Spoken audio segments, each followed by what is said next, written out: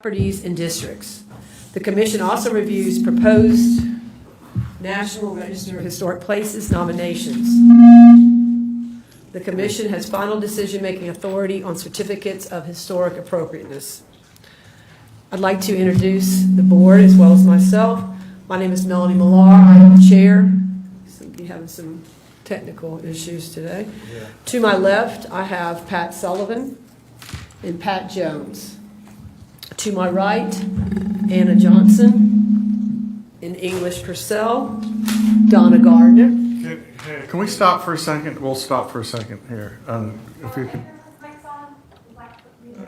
I don't know. I don't think anyone's. No. Except mine was. None of them are on this end. A spaceship.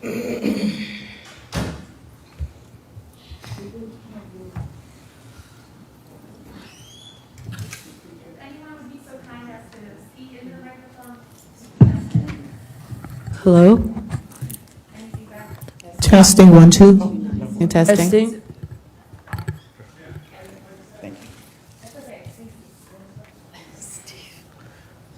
Okay? Okay. And Ms. Donna Gardner. Tisha Smalls Brown has resigned her post. It's come to my attention. We have really enjoyed having her as a board member, but her other duties as an educator require her time. So there will be a vacancy, and the clerk will, I guess, notify the council member to fill that vacancy. Just want to make sure everyone's aware of that. And we do appreciate Tisha's time and volunteering. Also seated to my right, I have Commission Attorney Mark Bell. And to my left, Joel Evans, Director of Zoning and Planning. Joel, would you please introduce your staff? Yeah, Emily Piggott is here. She'll be presenting one of the cases. Monica Eustace is also here. Tamara Avery will be here as well, presenting the subdivision case. And Alex Ludwig is here as well. And I don't know, and Stephanie Ondo is here. She'll be taking the notes and the minutes and the votes. And we also have a visitor from Public Works as well. That used to work with us. He used to work with us. I don't know why he's here really. But. Welcome, everyone. Okay, thank you, Joel. I would like to remind you that in order to get a good recording of the meeting for the minutes, please speak loudly and clearly into your microphones.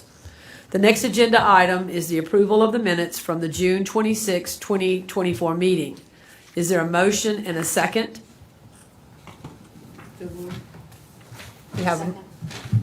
There's been a motion and a second. Would you please call the roll? Chair Millar. Aye. Commissioner Johnson. Aye. Commissioner Jones. Aye. Commissioner Gardner. Aye. Commissioner Purcell. Aye. Commissioner Sullivan. Aye. The ayes have it. Thank you. The next agenda item is HIST-04-24-00108, a request for a certificate of historic appropriateness. Emily, would you please discuss? Thanks very much. So this request is for a certificate of historic appropriateness to construct a new detached garage on TMS 33410000056, which is within the Beefield Community Historic District. So previous permits on this parcel include a home occupation permit that was issued in 2020, and in January of this year, an interior demo permit for the drywall and flooring was issued. This application was first heard by the Commission at their May 15th, 2024 meeting. The Commission voted to approve the demolition of the accessory structures as well as approve the existing house improvements. They voted to defer the request for the construction of a new detached garage in order to give the applicant time to address material concerns, provide reasoning for the square footage, demonstrate how runoff will be controlled, and solicit feedback from the Beefield community residents. The applicant submitted a revised application on May 31st of this year. The applicant made the following revisions to address the Commission's comments. One, the applicant has reduced the width of the garage along the street-facing frontage. Two, they have changed the roof design to a hip style to be consistent with the existing house, and again, reduced the size of the wall that faces Folly Road. Three, they reduced the size of the garage to 1,120 square feet, which the applicant states is less than half of the size of the existing home.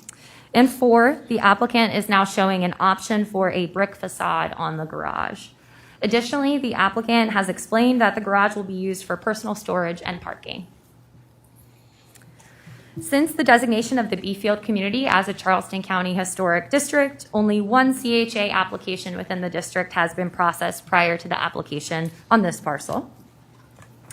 And here's the location of the property when we're looking at the county overall. And here's a map of the Beefield Community Historic District showing the subject property off of Folly Road. The Beefield community is located on the southeast side of James Island and is included within a larger African American settlement community, which is known as Grimble Farm. The area is a significant source of Civil War history. The subject parcel is zoned neighborhood commercial within the neighborhood preservation area of the Folly Road Overlay Zoning District and contains a single-family dwelling unit. The future land use designation is neighborhood commercial. Surrounding properties to the north, south, and west are also zoned the same, neighborhood commercial, and contain either single-family dwelling units or are undeveloped. The property to the east, which is across Folly Road, is also zoned neighborhood commercial within that same neighborhood preservation area of the Folly Road overlay and also contains a single-family home. The subject property is in the AE 10 flood zone. Here's an aerial view of the subject property. And these are site photos of the subject property, as well as neighboring properties along Folly Road. Here is the proposed site plan showing the existing single-family dwelling unit. You can see that the applicant has reduced the size of the proposed detached garage to 1,120 square feet, which was a decrease of 80 square feet from the original proposal.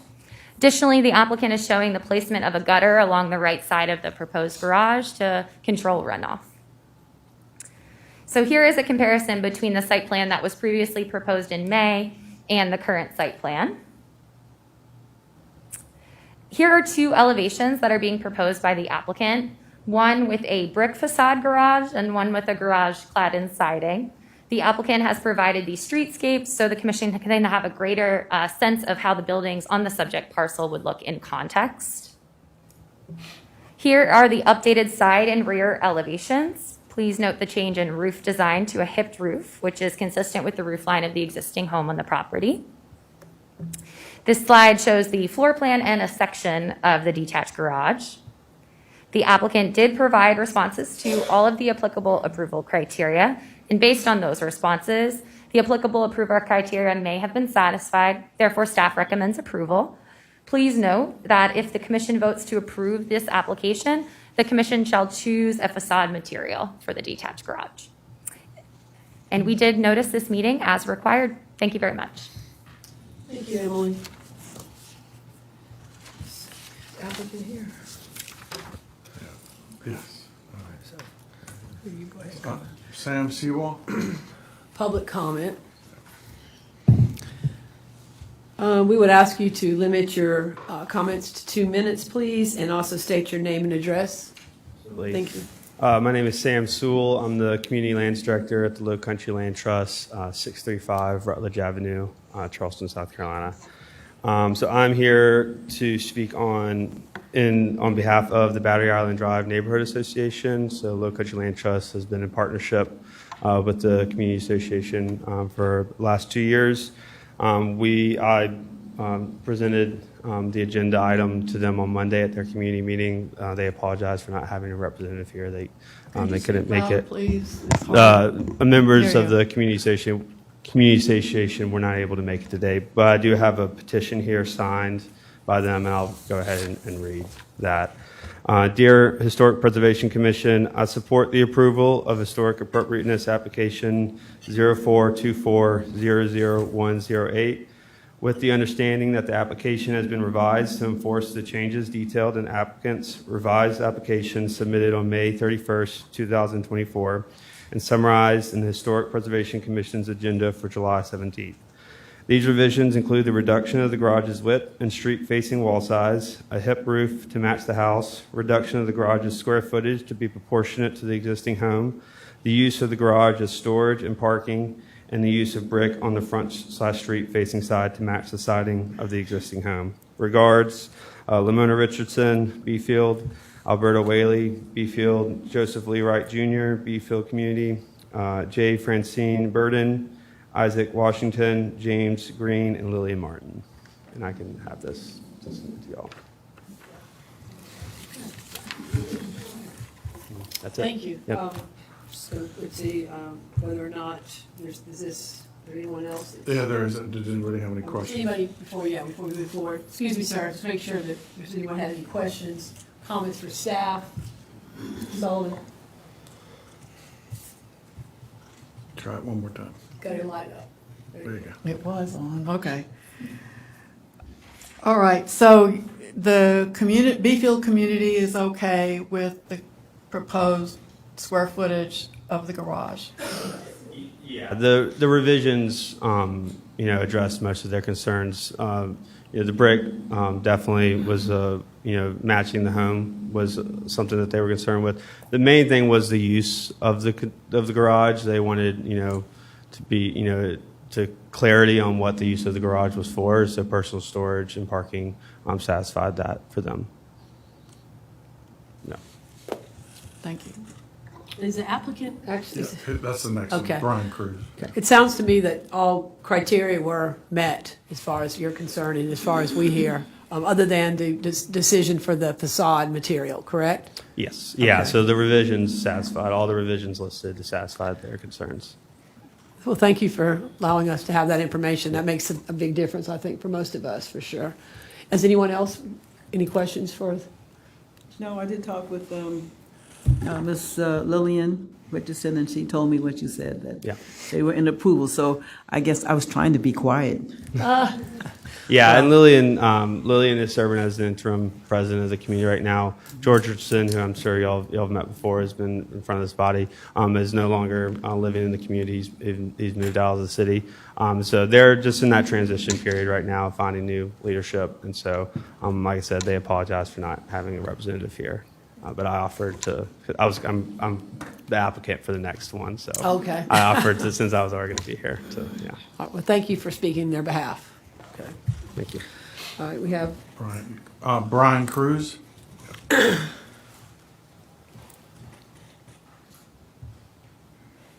Good afternoon. just speak, slightly, just, Good there afternoon. you go. I don't use a lot of microphones. Just your name and your address, please. Brian Cruz, James Island, South Carolina. Yeah, I didn't ask to speak today, but I'm Oh, happy okay. to answer any Yeah. questions. You You checked the checked. box. Oh, I did. I checked the wrong Yeah. box. I'm sorry. Well, since we have you up on the microphone, how about, again, we appreciate that you did make the accommodations that were requested. Is there anything you'd like to add?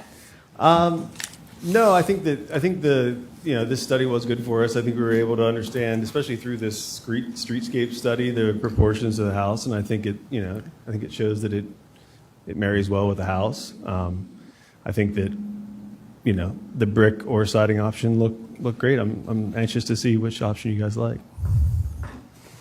Well, speaking for myself, I think it looks like a really nicely planned garage and home, and I think that we'll agree that the brick facade is being requested in the sense that you're saying that they have no qualm with that, the owner. And so that, to me, makes sense just to move forward. And we'll talk about that in a moment.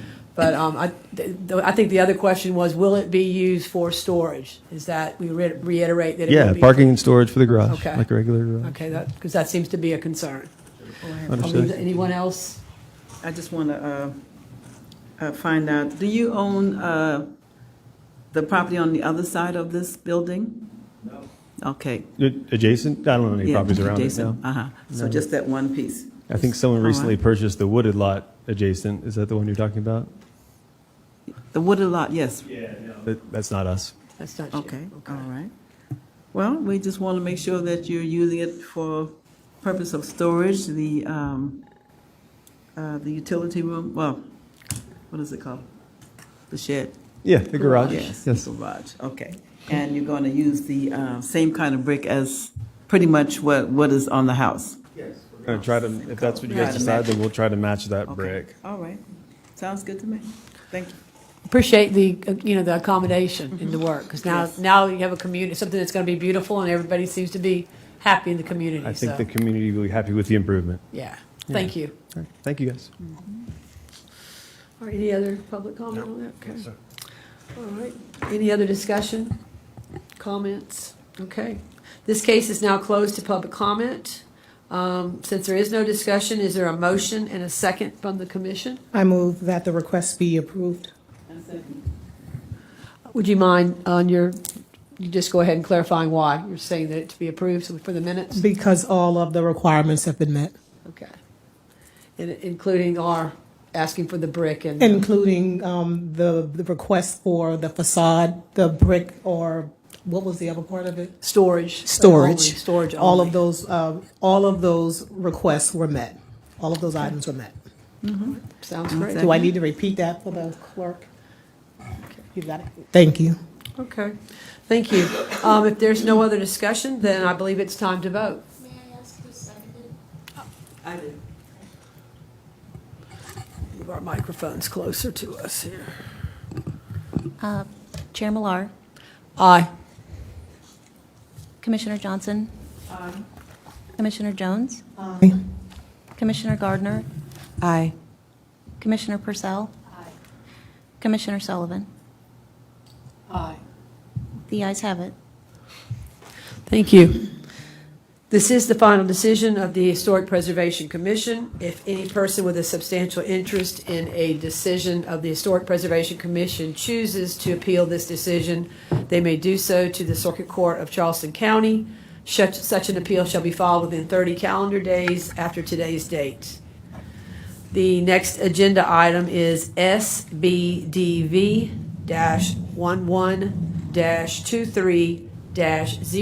SBDV-11-23-02616, a subdivision plat application presentation. And we were asking Tamara to discuss. Thank you, Tamara.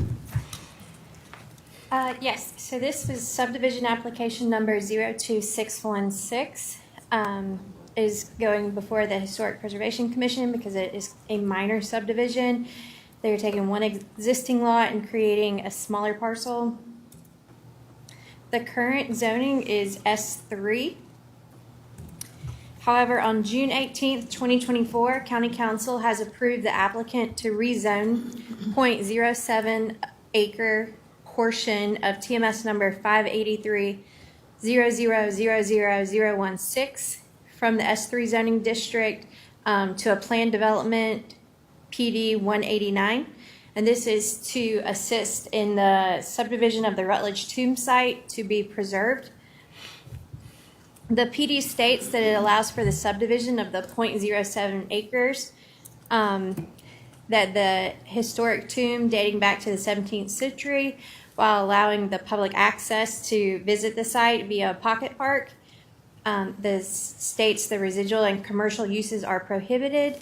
The site will be accessed by existing sidewalks and therefore no parking will be provided. And the perimeter and right-of-way buffers are not required.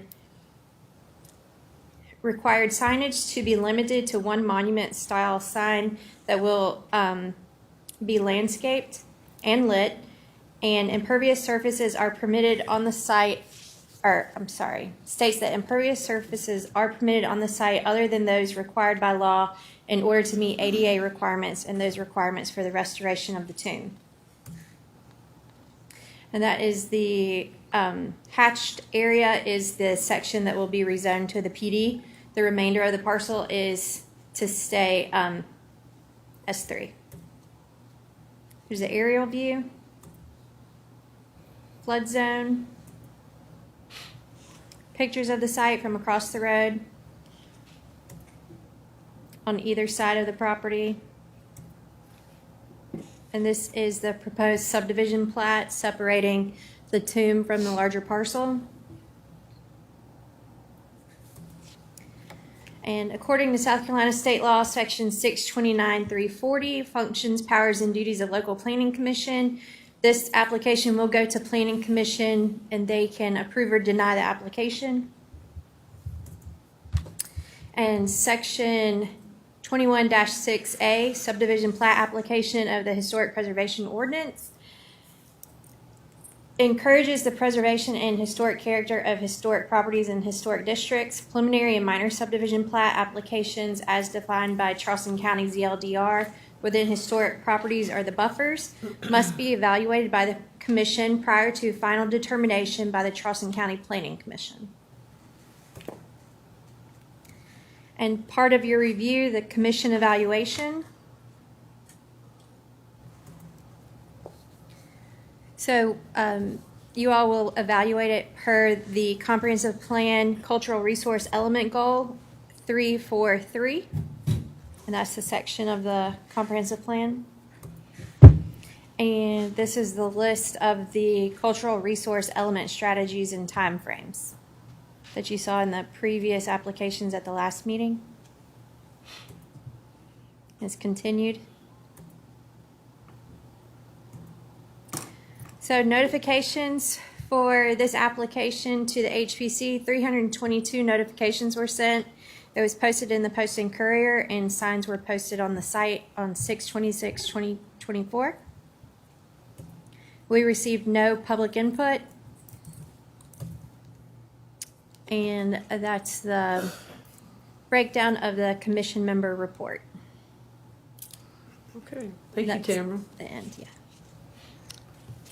All right, appreciate your comprehensive presentation. Any questions for staff from our commission members? I know we're kind of getting our feet wet with this, and maybe this is a good time for you to tell us about the last one. the last subdivision. As our opinion, we're taking, I think there were 4, and Joel did tell me. Yeah, as you recall, we had 4 subdivision cases that the HPC considered for consistency with the comp plan. 2 of those, the commission did not think they were consistent. 2 of them, the commission agreed that they were consistent. Those did go to the last planning commission meeting, and the planning commission did wind up approving all 4 of the applications. Okay. I thought that was important for us to know, how that followed up. And I'm sure that maybe some of you might have some questions on that. And Ms. Gardner, would you like to start? Yes, thank you. Just to refresh my memory in terms of how we make proposals here, I know in our other presentations, we always make a motion. Are we doing something similar to that here? Or, what's the language? It's hard to hear you. Oh, what is the introductory wording that we use when we're making a? We have a slide for that, but there's not a motion and there's Okay. not a vote. Okay. Really, someone just brings up that it meets or does not meet the comprehensive plan. Joel, I think last time Stephanie called the roll, Yeah. and each member said consistent or Right. not consistent, Yes, thank and you, gave Tamara. the Wording. sections. Yes, of because I the- knew we were supposed to check one of these. Correct. We Gave one of we these gave as 1 or 2 or evidence. 3 or however many we Correct. gave. Yeah, we chose And then one. I just want to know what that introductory wording was. And you said is consistent with, is that the wording? Yes, you Okay. either state as consistent or not consistent. Consistent, okay. And list the ones. Okay, thank you. Yes, thanks, Tamara, for For a little clarifying that. clarification, this is new process that we're all going through. Did anyone have any other questions about the reasoning or the statement that was made here today? So are we going to see more of these? Yeah, Yeah, like the one we're seeing today. I know, but after this. Yes. yeah. Oh, Yes, anytime that someone submits a subdivision application, this board will see it. If they're in a historic district or historic property. Or within 300 feet. Historic district. Any other questions or concerns about the verdict or just the decision? I just have a comment, Madam Chair. And this is, I don't want to sound negative, but if we say one thing and the planning board's gonna do what they want to do, I'm just trying to figure out, is this something that should even fall under our purview if they're going to approve it anyway?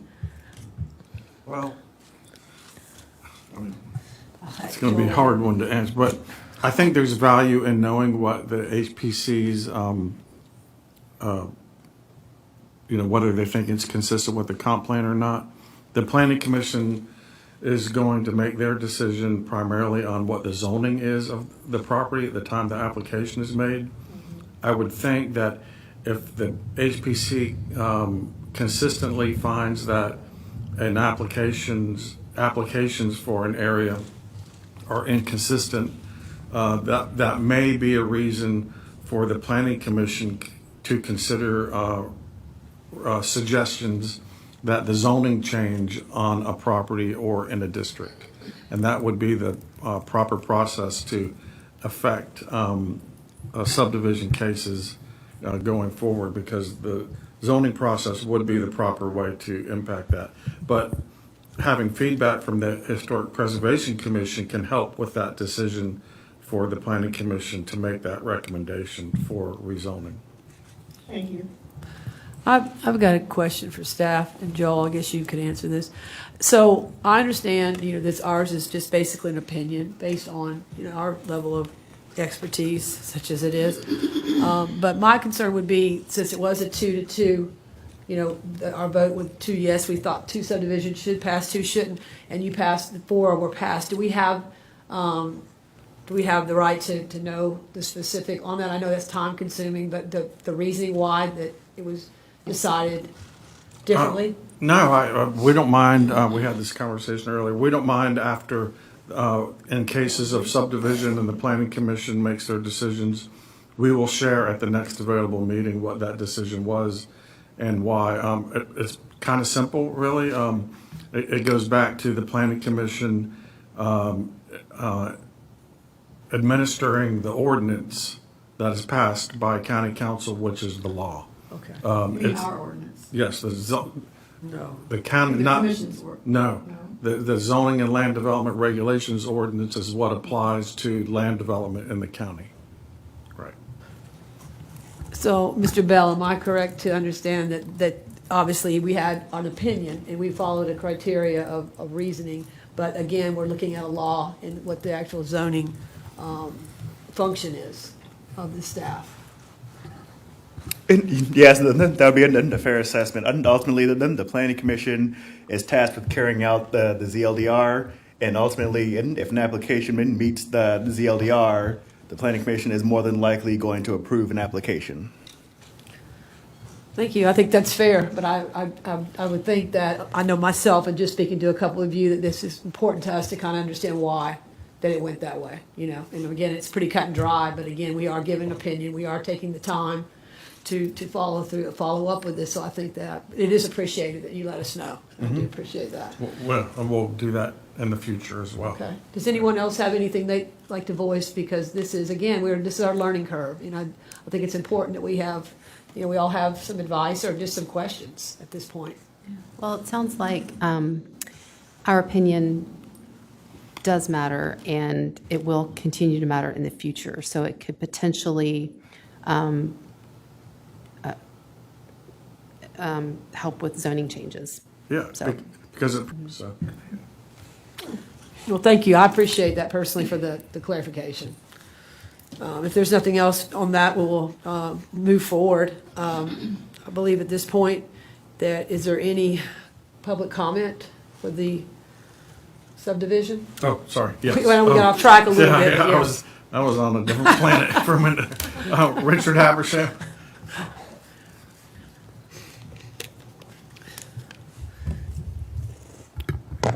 I'm Richard Habersham from the Phillips community and also the president of the Phillips Community Is the Association. mic on, Mr. Harris? I guess, yes, That's up and down. loud. Yeah, I'm also the president of the Phillips Community Association. Now, in this subdivision, you have to look at it, it's a little different from the rest of the subdivision because we're not looking for a buildable lot. We're looking for something that's preserved history. And that's why we want this subdivision. The tomb was there since the 1700s, but it fell in disrepute repair, and what the community want is to preserve history and to restore the tomb, so not just for the community, for the county and the state, because of the Rutledge, you know, what the Rutledge meant for the county, state, and the United States. So this is different, to me, it's different from a buildable lot. So if it comes up again, I don't want that we setting a precedent for the small subdivision, but it is to preserve history, and that's what it's for, nothing else. Thank you. Yes, sir. Mr. Habersham, I think that we've all we've briefed a little bit on this. I was also told earlier when we were discussing this that, did someone donate this land? Am I correct on that? No, he's selling. He's selling the land for this particular purpose, though. Right. Okay.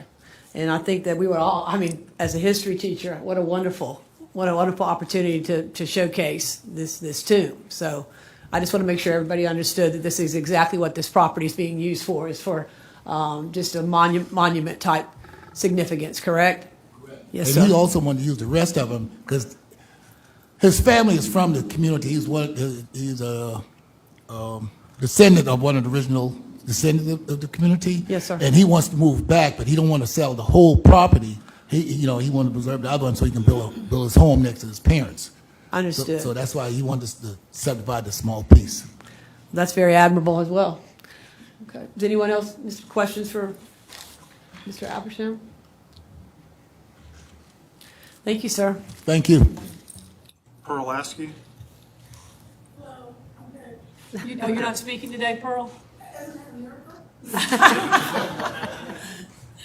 We'll take those minutes. Yes, we'll say we appreciate you, though, okay? Thank you, ma'am. Sam Sewell? Is it Sewell or Sewell? Sewell, but it's spelled Sewell. Yeah, it's spelled wrong. It's I'm just gonna stop. yeah. That's why I let him do it. Yeah. Like I said earlier, my name is Sam Sewell. I'm the community lands director at the Low Country Land Trust. Richard reached out to me probably about 2 years ago regarding this property. Like he mentioned, Lamar Rouse had recently purchased it from a family member. It's on Joe Rouse Road. This is, family land for him. And so Richard and him had struck up an agreement to purchase this Rutledge tomb site. And we kind of set about working on figuring out how to subdivide it off because it was too small to get a zoning variance. And so we went the plan development route.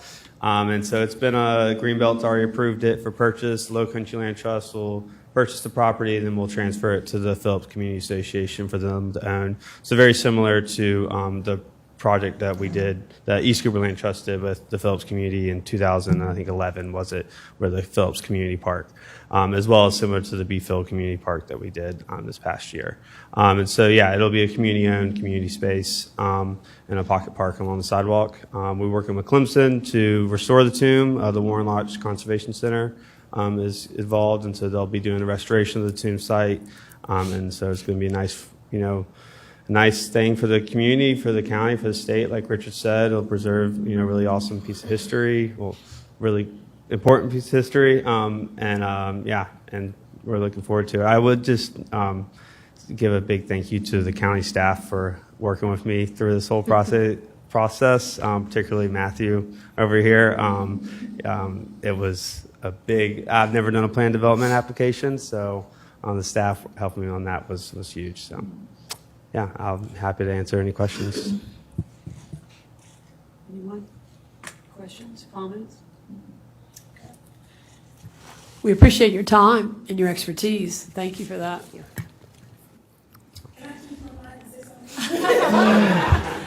Oh, no. We almost had. We had a long session last month, Ms. Pearl, but Anyway, this is a we'll plus. move forward. Yes, ma'am. Go Pearl right ahead. Askew, 10 Mile Community, 977 Gastonville Road, Allendale. I just wanted to say thank you to this gentleman here who obliged by the recommendations from staff and listened to the commissioners, and he came back with positive results. We appreciate that. And I appreciate the commissioners and staff to really help curtail some of the issues that we have. And having to come to certain particular conclusions about what directions that we're going in, and helping to preserve Charleston County settlement communities, being historical, designated, or as such. And I appreciate also what Joel said in reference to the recommendations or from HPC to planning. It's just for information purposes, and I think the better information that we have as a county with the commissioners and other planning department, we'll help solve some of the problems that pops up, especially in the settlement communities, because we are actually different. Each community is different. We have different situation that goes on. So thank you so much to each and everyone who did something positive. Thank you, Richard, and the Phillips community. I appreciate that. Thanks. Thank you, Ms. Eskew. We appreciate you. You are a very devoted citizen, I'll tell you that much. If there is no other public comment, any other discussion, then I guess at this point, it is more of a roll call. Is that correct? That's correct. Now, if I'm not mistaken, also, we are to try to decide which strategy best fits this, or at least maybe a couple at this point. So, cool. Okay, I was going to say, of course, I get to go first, so, I better study a little bit, right? I think I'm ready. Mayor Millar. And this is an I for sure, and I would go by CR1 for promoting historic preservation, enhancing county historic preservation ordinance. I'm also going to look at CR7, protecting rural landscape, making sure that everything's still going along with those attributes. And then possibly CR9, which again is just coordinating with all these agencies, the nonprofits, just the people that are really trying to make a difference in our communities, in our African American communities, and our other historic communities. So that's my CR1, CR7, and CR9.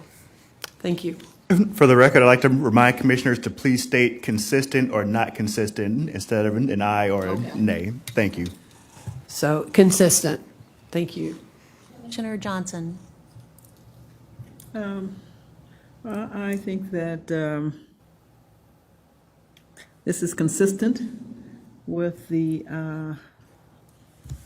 efforts of Charleston County preserving historical communities, and I would look at CR 1, 2, 3, 4, and 5. That's my main reasoning. Commissioner Jones. Consistent, citing CR1, CR3, CR4, CR7, and CR9. Commissioner Gardner.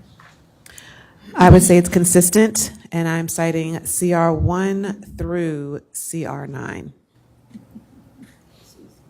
Commissioner Purcell. I would also agree that it is consistent, citing CR1, 3, 4, and 7. Commissioner Sullivan. Consistent, citing CR1, 3,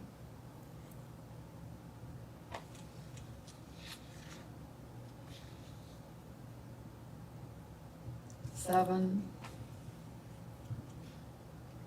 and 9.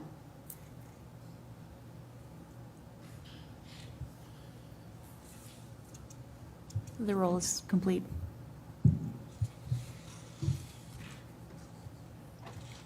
All right, I believe that concludes our agenda items.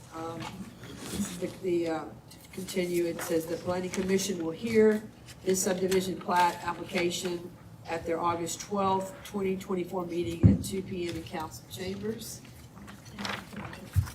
August 21st. I'm just going by, No, no, that's- 12. That's the planning And Planning commission. Commission. Planning Commission will hear this subdivision plat application August 12th in their meeting, yes ma'am, in council chambers. If there's no other further business, this meeting of the Charleston County Historic Preservation Commission stands adjourned. The commission will hold its next regularly scheduled meeting on August 21, 2024 in council chambers. Have a great afternoon. See you all next month. Thank you, Ms. Jones. Stay full, stay hydrated. Joel, I miss you. You can come by anytime and say hi. You can't wait until 2026.